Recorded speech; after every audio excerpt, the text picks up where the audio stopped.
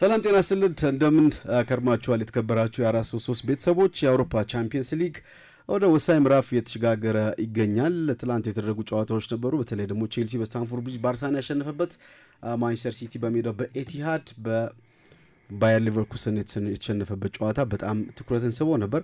ዛሬ ደግሞ ምሽት በኤምሬትስ አርሰናል ባየር ሙኒክን ይገጥማል። የሲዝኑ የአርሰናል ሌላኛው ትልቁ ፈተና ይሆናል ተብሎ የሚጠበቅ ጨዋታ ነው። በቪንሰንት ኮምፓኒ የተመራ ባየር ሙኒክ ዘንድሮ እጅግ በጣም ድንቅ አጀማመር ነው ያደረገው። በሁሉም ውድድሮች እስካሁን ድረስ አንድም ሽንፈት አላስተናገደም። ወደ 18 ጨዋታዎች አድርጎ አንድ ጊዜ ብቻ ነው ነጥብ የጣለው አቻ ወጥቶ 16 ተከታታይ ጨዋታዎችን በዚህ ጊዜ ውስጥ አሸንፏል። ባየር ሙኒክ ዘንድሮ በተለይ በቡንደስሊጋው 41 ጎሎችን ነው ያስቆጠረው። በቻምፒየንስ ሊግ ደግሞ 14 ጎሎችን አስቆጥሯል። ባየርን እንደ ቡድን በጣም ከፍተኛ ጎል የሚያስቆጥር፣ ከዛ ውጭ ደግሞ በግል ሃሪኬን 27 ጎሎች በሁሉም የውድድር አይነቶች አስቆጥሯል። ተጋጣሚው አርሰናል በቻምፒየንስ ሊግ ከባየር ሙኒክ በ3 ጎሎች ያንሳል። በሊግ ደግሞ 41 እና 24 ጎል። በእርግጥ የሊጎቹ ጥንካሬ የተለያየ ቢሆንም ባየር ሙኒክ ፍሪ ስኮሪንግ በጣም አታክ የሚያጠቃና አስፈሪ ቡድን እየሆነ መጥቷል። የቪንሰንት ኮምፓኒ ቡድን ከጨዋታው በፊት ሚኬል አርቴታ ባየር ሙኒክ እና አርሰናል የተለያየ ዩኒቨርስ ውስጥ ነው ያሉት፣ የተለያየ ዓለም ውስጥ ነው ያሉት ብሏል። ያ ደግሞ ምንድነው በአውሮፓ መድረክ ባየር ሙኒክ ስኬታማ ነው፣ አርሰናል ከነ ባየር ጋር ገና የሚፎካከርበት ጊዜ ገና ይህን ባለ ትልቁን 2 ጆሮ ዋንጫ መያዝ አለበት የሚል አስተያየትን ነው የሰጠውና ይህ በእርግጥ ምንም ጥያቄ የለው። አርሰናል ወደ እነዛ ኤሊት ቡድኖች ለመሄድ የሚያደርገው ጥረት ይሳካል አይሳካም ነው፣ እዛ መንገድ ላይ ያለ ይመስላል።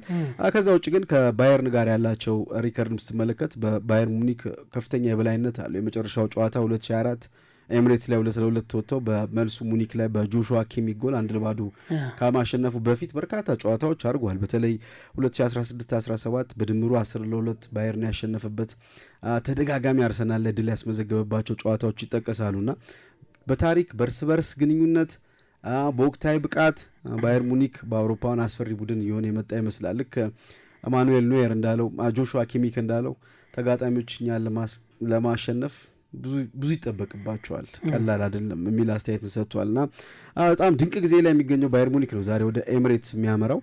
ግን ታሪክ አሁን በቡንደስሊጋ በሻምፒየንስ ሊግ ያደረገው አጀማመር እንደ አርሰናል 100% ሪከርድ ነውና ትልቁ ነገር ግን ከታሪክና ካለፉት ጨዋታዎች ይበልጥ በዛሬው ጨዋታ ላይ የትኛው ቡድን ትክክለኛውን ስትራቴጂ ይዞ የትኛው ተጫዋች ዴሊቨር ያደርጋል የሚለው ይመስለኛል። አንዳንድ ጊዜ ታሪክ ራት የማይሆንባቸው ጊዜያቶች አሉ።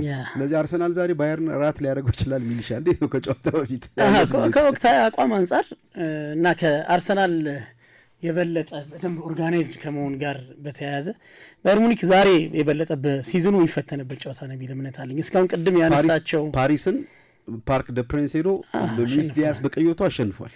አንድ ትልቅ ቴስት አልፏል። ጎሎች አስቆጥሮ ነበር። እርግጥ ሉዊስ ዲያዝ በቀይ ካርድ ሲወጣ 2-0 እየመራ ነበርና ያ የበለጠ ያገዘው ይመስለኛል። ከዛ በኋላ የተወሰነ ጫና ውስጥ የገባባቸው ደቂቃዎች ነበሩ። በተለይ ጎል ከተቆጠረበት ማኔጅ አድርገውታል፣ አሸንፈውታል። ጨዋታውን ግን ማሸነፍ ችለዋልና ቡድኑ በጣም በደንብ ኮች የተደረገ ቡድን ይመስላል። የሚጫወትበት መንገድ ግልጽ ነው። ማጥቃት ላይ የበለጠ ከተለያየ አቅጣጫ ለተቃራኒ ቡድን ፈተና የሚሰጥ ማጥቃት የሚተገብር ቡድን ነው። ሃሪኬን 9 ቁጥር ማስተኛ 9 ቁጥርም 10 ቁጥር ሆኖ ሲጫወት በኮምፓኒ እያየነው ነው። ብዙ የምታነሳው በጎ ነገር ነው ያለው በባየር ሙኒክ በኩል። ባየር ሙኒክ ባለፉት ዓመታት የባየር ሙኒክ ትልቅ ፈተና የተከላካዮቹ ችግር ነበር። ቡድኑ ሲያጠቃ ጎል ያስቆጥራል። በሻምፒየንስ ሊግ የሚፈተነው በመከላከል ችግር ነው። እንግዲህ በሲቲ የተሸነፈበትን ጨዋታ ኡፓሚካኖ እንደ ሲቸገር እንደነበር በሃላንድ በጣም ደካማ መከላከል።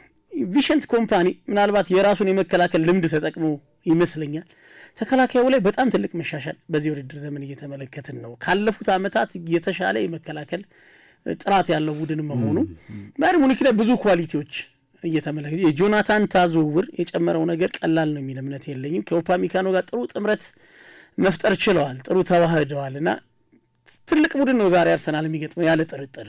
በታሪክ ብቻ ሳይሆን በወቅታዊ አቋምም በጣም ትልቁን ቡድን ነው የሚገጥመው። ቡንደስሊጋው ላይ ለዚህ ጨዋታ ታሳቢ የሆነ ላይናፕ የተጠቀመ ይመስላል። ፍሬቡርግን 6-2 በሆነ ውጤት ባሸነፈበት ጨዋታ ቡድኑ የተለያዩ አማራጮችን የሚጠቀም ከተለያየ አቅጣጫ ጎል የሚያስቆጥር ኳስ ተቆጣጥሮ የሚጫወት ብዙ ከፔፕ ጋርዲዮላ የወሰዳቸውን ነገሮች ባየር ሙኒክ ላይ ቪንሰንት ኮምፓኒ ሲተገብር እየተመለከተ ነው። ከፍ ያለ ፖሴሽን በየጨዋታው አለው፣ ብዙ የጎል ዕድሎችን ይፈጥራል። መሪ ያለው ቡድን መሆኑ ደግሞ ሌላ ቡድን ተጠቃሚ ያደርገዋል። ማኑኤል ኖየር ጥሩ መሪ ነው፣ ብዙ ልምድ ያለው ግብ ጠባቂ ነው። ሃሪ ኬን ትልቅ ልምድ ያለው ተጫዋች ነው፣ ይህን መምራት ይችላል። ፓቭሎቪች አይነት ደግሞ ሰራተኛ ተጫዋቾች አሉት። አማካዩ ላይ ብዙ ሜዳ ካለው የሚጫወቱ አማካዮችን ይጠቀማል። ትናንትና ጆሹዋ በዚህ በፍሬቡርጉ ጨዋታ ጆሹዋ ኪሚ ተጠባባቂ ነበር፣ አልተሰለፈም። ሉዊስ ዲያዝ ይህን ጨዋታ አይጀምርም በዛ ጨዋታ በቋሚ ያስተላለፍ፣ ምክንያቱም በቀይ ካርድ የወጣ ተጫዋች ነው። ወደ ሌላ ሌቭል የተሸጋገረ ደግሞ ከቀይ መስመር የሚነሳ አጥቂ እየተመለከተን ነው። ሚሼል ኦሊሴ እንዴት የእንግሊዝ ፕሪሚየር ሊግ ክለቦች እንዳመለጣቸው በጣም አስገራሚ ነው። ከኤቨሬች የዜ ጋር በክሪስታል ፓላስ የነበራቸው ጥምረት በጣም ድንቅ ነበር። የሞሳላ ተተኪ ለማድረግ ፍላጎት አላቸው። የሚመለስ ከሆነ ወደ እንግሊዝ የሚመለስ በጣም ጥራት ሁሉ በቀላሉ ሰላም እኮ ሳይኖር ጉዳት ላይ በትክክል የሚያደርጋቸው ነገሮች በጣም ከባድ ናቸው፣ ግን በቀላሉ ነው የሚያደርጋቸው። ሌሎች ተጫዋቾች በጣም በችግር የሚያደርጉትን ነገር ሊያደርጉት ይችላሉ፣ ግን ተቸግረው ዛሬ ማን ፈተና አርሰናል በዚህ ረገድ ሁለት ፉልባኮች ብዙ ወደፊት ማሄዱ አስፈላጊ ሲሆን መሄዱ አንድ ለአንድ በጣም ኳሊቲ ያላቸው ቲምበር አለ። ከዛ ውጭ ፍላንክ ላይ ባየር ሙኒክ አስፈሪ መሀል ላይ ሃሪ ኬን ወደ ኋላ እየተሳበ ይጫወታል። ዳይናሚዝም ለአርሰናል ምን ያህል ፈተና ይሰጣል የሚለው ትልቅ ጉዳይ ይመስለኛል። ምክንያቱም ሃሪ ኬን ከአርሰናል ጋር ልክ ባየር ሙኒክ ጥሩ ሪከርድ እንዳለው ሁሉ ሃሪ ኬን ደግሞ ከአርሰናል ጋር ሌላ ጥሩ ሪከርድ ያለው ተጫዋች በ21 ጨዋታ 15 ጎል አርሰናል ላይ ያስቆጥሯል። በሰሜን ለንደን ደርቢ ከፍተኛ ጎል አስቆጣሪ እሱን 14 ጎሎች በ19 ጨዋታ ማለት ነውና አሁን 32 ዓመት ሞልቶታል። ይበልጥ በህይወት ዘመኔን ምርጥ ጊዜ እያሳለፍኩ ነው እያለ ነው ሃሪ ኬን። ሪከርዶች የሚያሳዩት ይህንን ነው። የተሟላ ተጫዋች እየሆነ መጥቷል። በእርግጥ በፖቼቲኖም ዘመን ይህን ኳሊቲውን እናቅለታለን፣ ምንም ጥያቄ የለውም። አሁን ደግሞ ይበልጥ ከማቹሪቲ ጋር ምናልባት የእንግሊዝ ፕሪሚየር ሊግ ደግሞ የማይሰጠው ሌላ የእግር ኳስ ዳይሜንሽን በጀርመን እያገኘ የመጣ ይመስለኛልና ይሄ ማጥቃት ዳይናሚዝም አለ። ከጀርባ ደግሞ ፓቭሎቪች እና ጆሹዋ ኪሚ ካሉ የሜዳ ላይ የትኛው የሜዳ ክፍል ላይ ነው ይበልጥ ይህን ጨዋታ ውጤት ሊወስን የሚችለው የሚለውን ስታነሳ ምናልባት ፍላንክ ላይ ያለው ጦርነት እና የሃሪ ኬን ሚና በጣም ትልቅ አስተዋጽኦ ያለው ይመስለኛል። በጣም ቁልፉ የሜዳ ክፍል ይመስለኛል። ከሁለቱም መስመሮች የሚነሱት የሁለቱ ቡድኖች ጥንካሬ በአርሰናል በኩል ሊያንድሮ ትሮሳርድ በጣም ጥራት ያለው ተጫዋች ነው። ዛሬ ምናልባት በሃይላይን ባየር ሙኒክ ጨዋታውን ሊያደርግ ይችላል በሚል እምነት ማርቲኔሊን ቅድሚያ ካልሰጠው በስተቀር ትሮሳርድ በጣም ጥሩ ጊዜ እያሳለፈ ነው። ወጥ አቋም እያሳየ ነው። ጎሎች እያስቆጠረ ነው።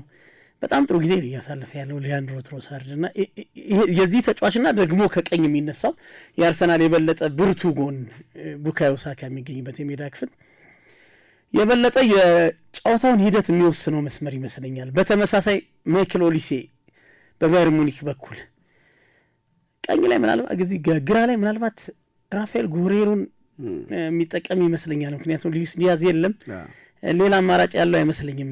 ጉሬሮ ራሱ ከፉልባክ ተነስቶ ወደ አድቫንስድ ሚና የሚኖር ወደፊት ጠጋ ብሎ እንዲጫወት ኃላፊነት ሊሰጠው የሚችለው ይሄ ተጫዋች ሊሆን ይችላል። ናብሪ አለ፣ ሰርጅ ናብሪ መሀል ላይ ሃሪ ኬን፣ ከዛ ደግሞ ኦሊሴን የማድረግ እድሉ በጣም ሰፊ ነው። ናብሪ ብዙ ጊዜ 10 ቁጥር ላይ ሲጠቀሙ እየተመለከተን ነው ያለ ነው። ባለፈው በኤምሬትስ ጨዋታ ጎል አስቆጥሯል። ሰሞኑን ግን የዚህ ሃሪ ኬንን 10 ቁጥር የሚያደርግበት ውሳኔውን ካልተጠቀመ በስተቀር 10 ቁጥር ላይ የሚጠቀመው ሰርጅ ናብሪ ነው። ከጀማል ሙሴላ ጉዳት በኋላ ሉዊስ ዲያዝ አለመኖር እንደዚህ አይነት ሽግሽግ ሊፈጥር ይችላልና መስመሩ ላይ የሚኖረው ትግል በጣም ድንቅ ይመስለኛል። ሃሪ ኬን ግን ይህንን ሀሳብ የሚከፍለው ሌላኛው ተጫዋች በተለይ በአርሰናል መከላከል ላይ መስመሩን ብቻ ትኩረት አድርገ መከላከል ዋጋ ያስከፍላል። የበለጠ የሃሪ ኬን ሞቢሊቲ የተለየ ነው። ይህ ዝም ብለህ በቁጥር ታስቀምጠዋለህ፣ 9 ቁጥር ነው 10 ቁጥር ነው የሚል ቁጥር ተሰጠዋለህ እንጂ የሃሪ ኬን ፖዚሽንን መለየት በተለይ በቪንሰንት ኮምፓኒ ዘመን በጣም አስቸጋሪ ሆኗል። በጣም በጥልቀት ሴንተር ባክ ላይ የምናይበት የጨዋታ ክፍል አለ። ወደኋላ በጣም በጥልቀት ከጥልቀትም በላይ በደንብ ወደኋላ መጥቶ ተገማች ያልሆነ እንቅስቃሴ ያደርጋል። እንደ 10 ቁጥር አክት ያደርጋል፣ እንደ 8 ቁጥር አክት ያደርጋል። ከመስመር አፍ ስፔሱን ለመጠቀም በደንብ ክፍት ሜዳዎችን ያሸታል። ሃሪ ኬንን ለመከላከል ለቅድመ ጨዋታ ዝግጅት ተስማሚ አይደለም። በኳሊቲ ከፍ ብሎ የቶማስ ሙለር ሚናዎችን ነው እየተወጣ ያለው። ኳሊቲውን ግን ከፍ አድርጎት ነው። በጣም ፓሱ በጣም ጥራት አለው። በዛ ላይ ሳጥን ውስጥ የሚደርስበት መረዳቱ በጣም ድንቅ ነው። የሚያገኛቸውን እድሎች በመጠቀምም እጅግ የላቀ አጥቂ ነው ሃሪኬን እና ሃሪኬንን ለቅድመ ጨዋታ ዝግጅት ለተቃራኒ ቡድን የሃሪኬን ማጥቃት ተስማሚ አይደለምና ይሄ መስመር ላይ የሚኖረውን የበላይነት ለማግኘት የሃሪኬን ወደ ግራም ወደ ቀኝም እየወጣ የሚጫወትበት መንገድ ምናልባት የአርሰናል መከላከል ፈተና ላይ ሊጥለው የሚችልበት እድል ይኖራል። ባየር ሌላ አንድ ትልቅ ችግር የሚነሳው የቆመ ኳስ መከላከል ዘንድሮ በቡንደስሊጋውም መጠነኛ ችግሮች የቆመ ኳሶች ላይ ዛሬ ጠንቃቃ መሆን ያለባቸው ይመስለኛል። ግን በአርሰናል ቤትም እሳት አለ። ዓለም ጥርጥር ደርቢው ላይ በጣም ድንቅ ነበር። አርሰናል መከላከሉ አግሬሲቭ ነው። እንደከዚህ ቀደሙ ልክ የ10-2 ወይም ደግሞ ከዛ በፊት እንደነበሩት ጊዜያት የዋህ ታክቲካሊ የዋህ ቡድን አይደል አርሰናል። ይበልጥ ጨዋታን ኮንትሮል የሚያደርግ አማካይ ክፍሉ የፖሴሽን ድርሻው ከፍ ያለ ከኳስ ውጪ በጣም አግሬሲቭ ቡድን ነው። ኢቭን ወደ እነዚህ ተጫዋቾች ኳስ ሳይደርሳው ማጥቃት ለምናነሳቸው ቶፕ ተጫዋቾች ከምንጩ አደጋን የማስቀረት ኳሊቲ ያለው ቡድን ነው። ለቪንሰንት ኮምፓኒ ምናልባት እንቅልፍ የሚነሳው ያርሰናል ጥንካሬና ያርሰናል ክፍል የትኛው ምናልባት ተኝቶ ከታን ሲነሳም ሐሳብ የሚሆንበት። በእርግጥ ሁለቱም 4 ጨዋታ አሸንፈው ሚሊሻ 12 ሪከርድ አላቸው። ቢሸነፉ ጭረት ነው ለሁለቱም ምና ከባድ ሽንፈት ካልሆነ በስተቀር ለሁለቱም። ግን ደግሞ አንዱን አሸንፈው ደግሞ ይበልጥ በዚህ ሪትም መቀጠል ይፈልጋሉና እንቅልፍ የሚያጣበት ያርሰናል ጥንካሬ የትኛው ነው? ያኔ አርሰናል ምናልባት የዚህ የሳምንቱ መጨረሻ ጨዋታን ታሳቢ እያደረገ ይህን ጨዋታ ትልቅ ጨዋታ አለበት በፕሪሚየር ሊጉ የበለጠ የስታንፎርድ ብሪጁን ጨዋታ ማሸነፍ በፕሪሚየር ሊጉ አርሰናል የት እንደሚደርስ በደንብ የሚጠቁም ጨዋታ ይመስለኛል። መሸነፍ ደግሞ ክፍት ያደርጓል ሌሎቹ የሚያሸንፉ ከሆነ ከቼልሲ ጋር በ3 ነጥብ ይሆናል። እነ ሲቲን ይጋብዛል። ይሄ ማይክል አርቴታን የማያሳስበው ችላ የሚለው ጉዳይ ነው የሚል እምነት የለኝም። ስለዚህ በሮብና በእሁድ መካከል ያሉትን 2 ጠንካራ ጨዋታዎች ባላንስ ያደረገ የተጫዋቾች ምርጫ ብዙ የሚያሳስበው ነገር አለ። አርሰናል ከሙኒክ ይልቅ ባንደኛ ማርሽ መጫወት ሙኒክ ይህን ጨዋታ በሙሉ ኃይሉ መጫወት የሚችልበት ሰፊ እድል አለው። ምክንያቱም በቡንደስሊጋ በ50% አቋሙ ጨዋታ ማሸነፍ ይችላል። ቢሸነፍም ችግር የለውም የሚፈጠር ነገር ስለማይኖር ይሄ ልዩነት ምናልባት ጨዋታው ላይ የምንመለከተው አንደኛው ጉዳይ ሊሆን ይችላል። ግን አርሰናል የእሁድ ዕለቱ ፐርፎርማንስ የበለጠ የቡድኑን የሚዛናዊነት ልክ ያሳየበት ጨዋታ ነው። ያ ጨዋታ በደንብ በመከላከልና በማጥቃት ያለውን ሚዛናዊነት በደንብ ያሳየበት ጨዋታ ነውና ማይክል አርቴታ የዚህ ጨዋታ የበለጠ የአርሰናል ጥንካሬ ከሁለቱ መስመሮች በማጥቃት ላይ ካለው ተጽዕኖ ባሻገር አማካዩ ላይ ያለው ውህደት እኔ ያውን የበለጠ ከጨዋታ የበለጠ እየጎለበተ ቢመቷል። የዴክላን ራይስ እና የዙቢሜንዲ በ2-6 ቁጥር የመጫወት ጉዳይ በጣም የበለጠ ዙቢሜንዲ አንዳንድ ተጫዋቾች አሉ አሁን በቶተናሙ ጨዋታ ጎሉ ሲቆጠር አላስፈላጊ ድሪብል አድርጓል። ያቺ ጉዳይ ወጣች ጎልታ። እኔ ግን አንድን ታዳጊ ቁጭ አድርገ 1-6 ቁጥር ከኳስ ውጪ በምን ተግባር ላይ መጠመድ እንዳለበት ማስተማር ከፈለክ ምርጡ ማስተማሪያ ዙቢሜንዲ እንደሆነ በተለይ በቶተናሙ ጨዋታ ተመልክቻለሁኝ።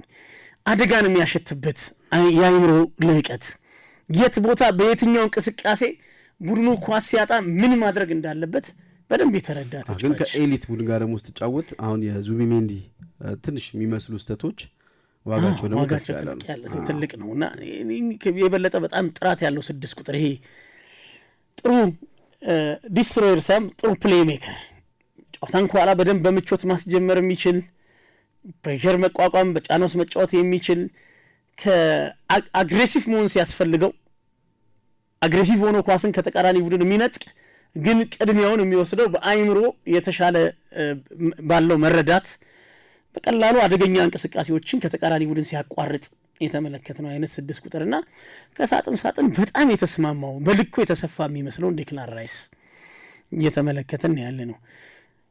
ሌላ የኢንካፔ ጉዳይ እንግዲህ አሁን ጋብሪኤል ማጋሊሽ የለም። የቶተናሙ ጨዋታ እሱ ባይኖርም ችግር የለውም ያስብላል። እኔ እንደዛ አይነት እምነት የለኝም።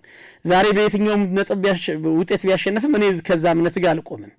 በየትኛውም ውጤት በአርሰናል ጨዋታ እያሸነፈ ቢሄድም ቁልፉ የአርሰናል ተከላካይ ጋብሪኤል ማጋሊሽ ነው የሚለው መቆሚያ ላይ እንደቆምኩ ነው መቀጠል። ኢንካፔ ግን ምንድነው የተለየ ከሳሊባና ከጋብሪኤል ማጋሊሽ የተለየ የሚሰጠው የሚለውን ነገር ግን ካነሳን ሰፋ ያለ ሜዳ ክፍል የመከላከል ኳሊቲው ከሱ ዞን ባሻገር ያሉ አደገኛ ተቃራኒ ቡድን ሊያጠቃቸው የሚችሉትን ስፔሶች የሚከላከልበት የአይምሮ ደረጃ። ካላፊዮሪ ብዙ ጊዜ ወደፊት ሜዳ ይወዳል። በትክክል ያንን ሜዳ ካላፊዮሪ የሚተው ስፔስ አሁን ሴፍ ነው። በጣም ይህንን ማድረግ የሚችል ተጫዋች ነውና አርሰናል በጣም ሶሊድ የሆነ መከላከል፣ ኢንዲቪጁዋል ጥራት ያለው የመከላከል ኳሊቲ ያላቸው በጣም ሶሊድ የሆነ አማካይ፣ ማጥቃትና መከላከሉ ሚዛን ያደረገ የ2-6 ቁጥሮች ሚና ማጥቃቱ ላይ በክፍት ጨዋታ ምን ያክል ጎል ማስቆጠር እንደሚችል ያየንበት ሜሪ ነው የሚቀጥል ይመስላል ዛሬ። ከዛ ውጭ ማድዌኬ፣ ማርቲኔሊ በቀደም ተመልክተናቸዋል። እነዚህ ተጫዋቾች መምጣታቸው ጥሩ ነው። ወደ ጋርድ ምናልባት ሚና ሊኖረው ይችላል በዚህ ጨዋታ። ከነጥቡም በላይ ግን የጨዋታ የስቴትመንት ጉዳይ ይመስለኛል። በትክክል ይህን ጨዋታ አርሰናል የሚያሸንፍ ከሆነ ለፕሪሚየር ሊግም ለሻምፒየንስ ሊግም ተጋጣሚ ቡድኖች የስነ ልቦና ኤጅ ለአርሰናል ይወስዳል። ባየር ሙኒክን ስታሸንፍ፣ በሰሜን ለንደን ደርቢ ተጋጣሚን 4-1 ስታሸንፍ ሌሎች ተጋጣሚዎች ለሚፈጥረው ስሜት በደንብ ፊር ፋክተር እየፈጠርክ ነው የምትሄደው። ቲሙ ላይ የራስ መተማመኑ እየገነባ ነው የሚሄደው እና ይህ ጨዋታ ከ3 ነጥብ ይወስዳሉ፣ ግን ከ3 ነጥብ በላይ ዋጋ ያለው ይመስለኛል። በተለይ አሁን በሻምፒየንስ ሊጉም በሊጉም ወሳኝ ምዕራፍ ላይ ደረሰ ከመሆኑ አንጻር በደንብ አድርገህ የራስ ኮንፊደንስ ይሄ ቀኛ ሲዝን ነው ብለን እንዲሰማ የሚያደርግ አሪፍ ፐርፎርማንስ የሚያስፈልግ ይመስለኛል። ባየርን ራሱ አሁን ቪንሰንት ኮምፓኒ በፕሪሚየር ሊግ በቡንደስሊጋ አይደለም የሚለካው። ቡንደስሊጋን የኮምፓኒ ማለት አባቱም የቤልጅየም ከንቲባ ናቸው ንብረት ብራስልስ እና አባቱ ራሱ ቢዙት ምናልባት እንደሚባለው ባየርን ዋንጫ ሊወስድ ይችላል ብለህ መገመት ይችላል። ከሌሎች ክለቦች ጋር ያለው ልዩነት ቡንደስሊጋ አንድ ሲዝን ላይ ጭረት ያጋጠመውና 9 ነው የሚወስደው እና የሚለኩት ግን በአውሮፓ ነው። ስለዚህ ለቪንሰንት ኮምፓኒ በተለይ ዘንድሮ ትልቁ የሚለካበት የአውሮፓ ቻምፒየንስ ሊግ ምንም ጥያቄ የለውም። ስለዚህ የሁለት የፔፕ ተማሪዎች ናቸው። ቪንሰንት ኮምፓኒ በመጫወት የሚያውቀው ሚኬል አርቴታ በአሰልጣኝ ውስጥና የትኛው ነው ፔፕን ይመስለው? ሞር ኮምፓኒ ይመስላል ፔፕን ይመስል የበለጠ ብዙ በፖሴሽን የሚጫወት ቡድን የገነባው ቪንሰንት ኮምፓኒ ነው። የበለጠ ጥንቃቄን የሚመርጠው ማይክል አርቴታ ውጤታማ አድርጎታል ይሄ መንገድ። ስለዚህ ለምን ይህንን ተከተለ ብለህ መክሰስ አይቻልም። ግን በከፍ ባለ የፖሴሽን ንጻሬ ያለው ቡድን ባየር ሙኒክ ነው በተለያዩ ጨዋታዎች። እርግጥ በቡንደስሊጋው ቅድም እንዳንበዛ መለካት አይቻልም፣ ግን የበለጠ ብዙ ሊፈተንበት ይችላል በተባለው በፓሪስ ሰን ዠርመን ጨዋታ ለኳስ ቁጥጥሩም የማይቸገር ቡድን ተመልክተናል። ዛሬ ሌላኛው መመዘኛ ነው። ማይክል አርቴታ ዛሬ የተለየ ጨዋታ አቀራረብ ይዞ ይመጣል የሚል እምነት የለኝም። ይሆን የበለጠ ውጤታማ አድርጎታል።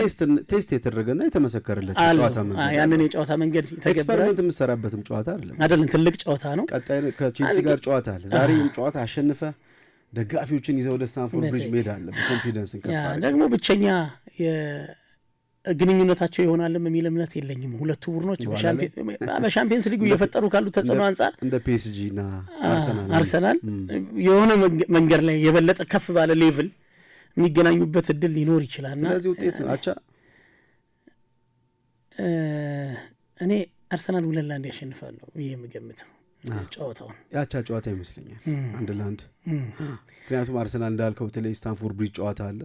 ይሄ ጨዋታ ከሽንፈት ውጭ ያለው ውጤት ለአርሰናል ዲዛስተር አይደለም እና በጥሩ ጌም ማኔጅመንት ኢነርጂን በደንብ ቆጥ በምታደርገው አይነት ጨዋታ ነው ሊሆን የሚችለው። ስለዚህ ያቻ ጨዋታ ሊሆን ይችላል።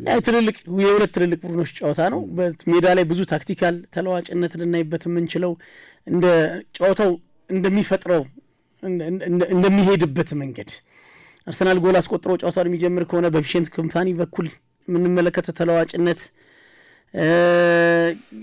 ያለ ኳስም እንግዲህ 71% አንደኛው ኳሊቲው 71% ፓሪስ ሰን ዠርመን በተለይ ከሉዊስ ዲያስ ቀይ ካርድ በኋላ 71% ኳስ በተቆጣጠረበት ጨዋታም ያለ ኳስ ጨዋታን መቆጣጠር የሚችል ሌላ መልክ እንዳለው ባየር ሙኒክ ያየንበት ጨዋታ ነው። ያ ጨዋታ ረጅም ሰዓት ኳስ ተይዞበታል። ረጅም ሰዓት ጫና ውስጥ ቆይቷል።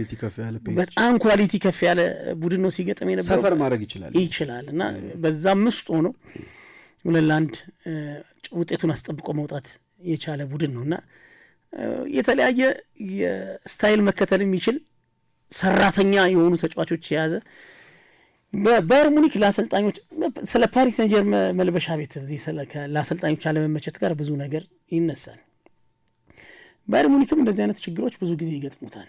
ተጫዋቾች አሰልጣኞች የሚከተሉት መንገድ ካልተስማማቸው ጉልበተኛ ተጫዋቾች ያሉበት መልበሻ አሁን አንዳንድ አሎንሶ ላይ በማድሪድ የተነሳ አለ እንደዚህ አይነት ነገር ቶማስ ቱሄል ተቸግረው ነበር። በተለይ ግን እንደ ተጫዋች አብሮ ልምድ ላይ በጣም እኩል አብሮ ነው የሚሰራው ከረጅም ጊዜ በኋላ እንደ ተጫዋች በተለይ ካንሲ ፍሊክ በኋላ የተቀበሉት አሰልጣኝ በአንድ ድምጽ መልበሻ ቤቱን በደንብ መቆጣጠር የቻለ ትሬኒንጉን ሃንድል የሚያደርግበት መንገድ በጣም ከተጫዋቾች ጋር ፍሬንድ ሆኖ ዘጠነኛ ተመራጭ አይመስልም ባየር ሙኒክ በትክክል በደንብ ከተጫዋቹ ጋር ኦልሞስት የኮሊግ ያለቃና የሰራተኛ ሳይሆን just friend ተጫዋቹ ኮምፓኒ ሜዳ ላይ ታክል ይወርዳል አብሯቸው ነው የሚሰራው ኤቭሪቲንግ ሁሉም ነገር እንዳልከውና እንደ ታላቅ ወንድም ጭምር ኮምፓኒና መልበሻ ቤቱ አሁን ይሄ ክሬዴንሻሉ ባይዘወይ አሁን ፔፕ ከሲቲ ጋር የሚላይበት ጊዜ ተቃረበ የመጣ ይመስል ያለ ምንም ጥርጥር አጠራጠር ኮምፓኒ ተመልሶ ወደ ማንቸስተር ሲቲ መምጣቱ ይቀር ይመስላል። እንግዲህ ፔፕ ጋርዲዮላ ከዚህ በኋላ ቆይታው ብዙ አይሆንም። ቀጣይ እጩ ከሆኑ ሰዎች መካከል አንደኛው ሸንት ኮምፓኒ ተሸንፏል በሊቨርኩሰን ልክ አሞሪም ባለፈው የተናገሩት ከኤቨርተን ጋር ያለፈው አመት ስቃይ ውስጥ እየገባን ነው እንዴ እየፈራው ነው የሚል አስተያየት ሰጥቷል እና ፔፕም ራሱ በአእምሮ ውስጥ እንዴ ያለፈው ሲዝን ሊደገም ነው እንደሚል ልክ እንደ አሞሪም ተመሳሳይ ስሜት ምክንያቱም ትላንት የጀርመን ቡድን ስላነሳ ነው የአርሰናል የባየርን ብዙ ነገሮች አንስተናልና ሊቨርኩሰን ሳይታሰብ ሄዶ ነው ኤቲሃድ ላይ ማንቸስተር ሲቲን ያሸነፈውና 10 ተጫዋች ነው የቀየረው 11 አረጋው ነበር ብሏል። ሮድሪ ሙሉ ፊት ስላልሆነ ኒኮ ጎንዛሌዝ ብቻ የቀጠለው ካለፈው ጨዋታና እነዚህን ሁሉ ተጫዋቾች ለውጧል። ግን በርግጥ ትላንት ቤስት ከነበሩት ውስጥ ከአውትፊልድ ተጫዋቾች 8ቱ ብቻ ናቸው ለብሔራዊ ቡድን የማይጫወቱት ሌሎቹ እንዳለ ዓለም ዋንጫ የሚሄዱ ናቸው። ያ ማለት ሪዘርቭ ቲም ደካማ ቲም ነው ማለት አይደለም። ግን በመጀመሪያው ቲም እና በሁለተኛው ቲም መካከል ያለው ፐርፎርማንስ ልዩነቱ ግን ከሃላንድ ጥገኝነትን በተጨማሪ እነዚህ ተጫዋቾች ስቴፕ አፕ ካላደረጉ ቲሙ ላይ ረጅም ሲዝን ነው ያለው እና ማንቸስተር ሲቲ እንዴት ሊሆን ይችላል የሚል ተጨማሪ ከሃላንድ ጥገኝነትን በላይ የስኳዱ ጉዳዩ እንደ ጥያቄ የተነሳ ነው። ትናንት በተለይ ሪስክ ወስዷል ፔፕ ምንም ጥያቄ የለውም። ከቻምፒየንስ ሊግ የፕሪሚየር ሊግ ክብሩን ማጣቱ ያስቆጨ የመጣ ይመስለኛል።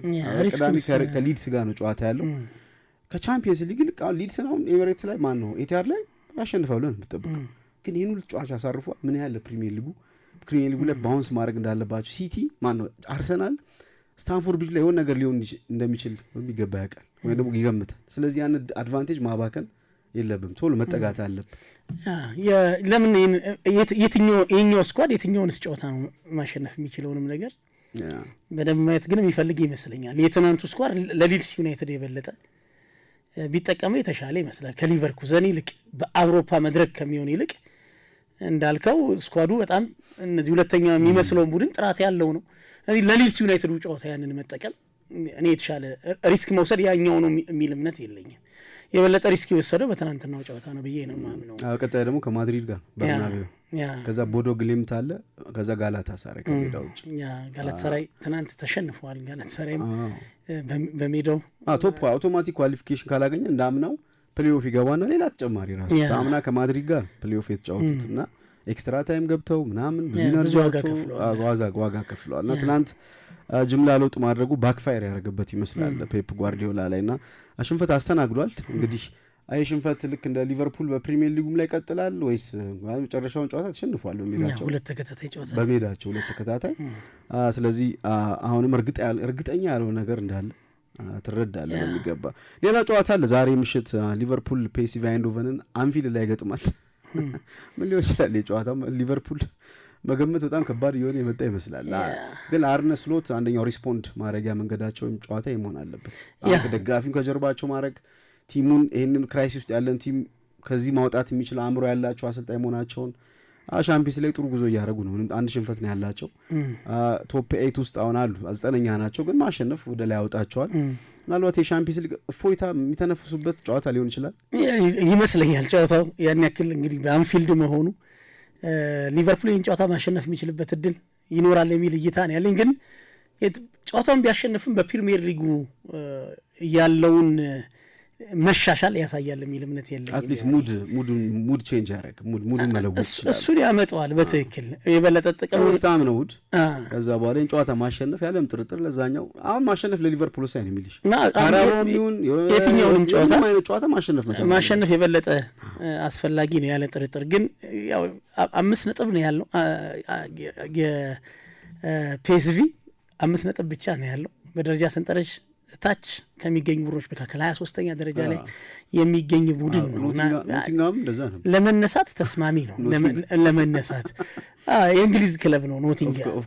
ስለዚህ ይህንን ጨዋታ ማሸነፍ በፕሪሚየር ሊግ እኮ እየተቸገሩ መጡና በሻምፒየንስ ሊግ ሊቨርኩዘንን ኢንትራክት ፍራንክፈርት 4-0 ማድሪድን አሸንፈዋል።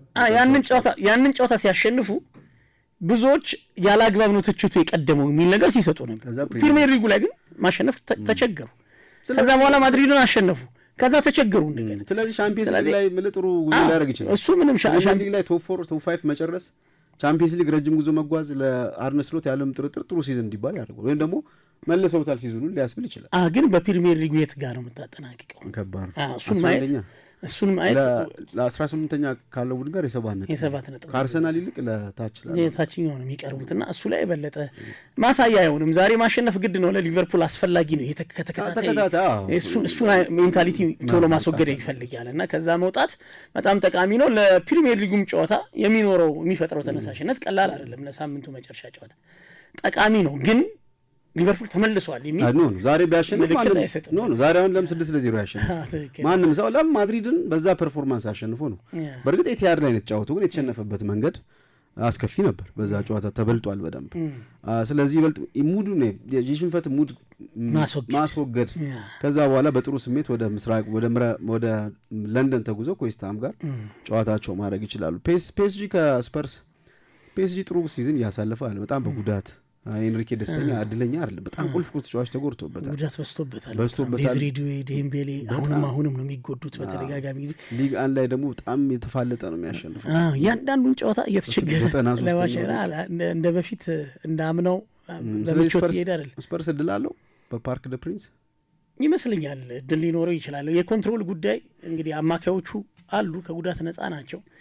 እነዚህ 3 አማካዮች ሜዳ ላይ ሲኖሩ የቶትናም አይነት አማካዮች የሚቆጣጠሯቸው አይነት አይደሉም። በቀደም በአርሰናሉ ጨዋታ 3-2 ልክ የሱፐር ካፕ አይነት አዛ ፈጣን ይመልሱ በሱ መልኩ ነው የሚጫወቱት። ምክንያቱም ውጤታማ ሆነውበታል። ግን በቀደም በዛ መንገድ ብሬቭ አልነበሩ። በዛ መንገድም ተጫወተ እኮ ማጥቃት ይችላል። እሳቸው ግን ሲከላከሉም ጥሩ አልነበረም። ሽንፈትን ለማስወገድ የመጀመሪያ ስራቸው ላለመሸነፍ ነው የተጫወቱት። የማሸነፍ ቅድ አልነበራቸው። ኢቨን ባለፈውም እንዳነሳን የጨዋታ ቀን አንድ ቡድን 11 ተጫዋች ከኳስ ጀርባ ስላደረገ ተከላከለ ማለት አይደለም። ትኩረት ይፈልጋል፣ ውህደት ይፈልጋል። እንደውም በምቾት ስፔሶች ሲገኙ የነበረው በቁጥር በበዙበት ደቂቃ ላይ ነው። በምቾት ጊዜም ነበራቸውና ጥራት ያላቸው አጥቂዎች አሉት። አሁንም ቢሆን የጎንካሎ ራሞስ አይነት የቴክኒካል ጉዳይ ጥያቄ ታነሳበታለህ እንጂ እንደ 9 ቁጥር የማይምር 9 ቁጥር ነው ድል ሲያገኝ ይጠቀማል። ዛሬ ጎንካሎ ራሞስ እና ሌሎች ወጣት ተጫዋቾችን ፓሪስ ሰን ጀርሜን ይጠቀማል ተብሎ ነው የሚታሰበው። ፓሪስ ሰን ጀርሜን ፈተና ይገጥመዋል በጉዳት ምክንያት እና በቶማስ ፍራንክ ሱፐር ካፑ ላይ ውጤታ የሚያደረጋቸውን የጨዋታ ፕላን ይዘው ይገባሉ። ግን በሜዳው መጫወቱ ምናልባት ተጠቃሚ ያደርገዋል ብዬ ነው። እነዚህ ናቸው የሚጠበቁ ጨዋታዎች። ቻምፒየንስ ሊጉን ባየርን ይመራል ከአርሰናል ጋር እኩል። ኢንተር እኩል 100% የማሸነፍ ንጻሪ ያላቸው ኢንተር ዛሬ በዋንዳ ከአትሌቲክ ጋር ይጫወታል። ሁለቱ በጣም የሚጠበቅ ጨዋታ ነው። ዶርትሙንድ 4ኛ ላይ ነው፣ ቼልሲ 5ኛ፣ ማንቸስተር ሲቲ 6ኛ፣ ፒኤስጂ 7ኛ፣ ኒውካስል 8ኛ። ከ1 እስከ 8 ያለው አውቶማቲክ ኳሊፊኬሽን እነዚህ ናቸው። ከዛ በታች ያሉት እንግዲህ ሪያል ማድሪድ፣ ሊቨርፑል፣ ጋላታሳራይ፣ ስፐርስ፣ ሌቨርኩሰን፣ ስፖርቲንግ፣ ባርሴሎና፣ ቃራባግ፣ አታላንታ እያልክ ወደ ኋላ ትወርዳለህ እና ጨዋታዎች እያለቁ ነው። ቀጥታ ለማለፍ የሚደረገው ፍልሚያ በጣም ትኩረት ይስባል። ቀጣይ ወር ላይ ነው ቀጣዮቹ የቻምፒየንስ ሊግ ጨዋታዎች የሚደረጉት። ዛሬ ምሽትስ አርሰናል ከባየር ሙኒክ ምን ጠብቃላችሁ እናንተ አድማጮቻችን? ማን ያሸንፋል? ሚሊሻ 2-1 አርሰናል አቻ 1-1 እናንተስ ከነ ምክንያታችሁ በኮመንት ሴክሽን ላይ ተወያዩበት። ጨዋታው እስከሚደርስ ድረስ ከ433 ጋር ቆይታ እያደረጋችሁ የዩቲዩብ ገጻችንን አሁንም ሼር፣ ላይክ፣ ሰብስክራይብ ማድረግ አትርሱ። 433 ማርኪዮኒ ሚሊሻ በጣም በቅርብ ጊዜ ውስጥ 26,000 27,000 የምንገባበት ጊዜ 30 እያልን ከእናንተ ጋር ወደፊት በጣም ብዙ ጊዜ እናሳልፋለን ብለን እንጠብቃለን። በቻምፒየንስ ሊግ ጉዳዮች ላይ ያተኮረ ዝግጅት ነበረ። አብራችሁ ስለቆያችሁ እናመሰግናለን። በሌሎች ዝግጅቶች ዳግም እንገናኛለን። ለአሁኑ ሚሊዮን ጉግሳና ዮናስ አዘዘ ነበር። መልካም ቀን።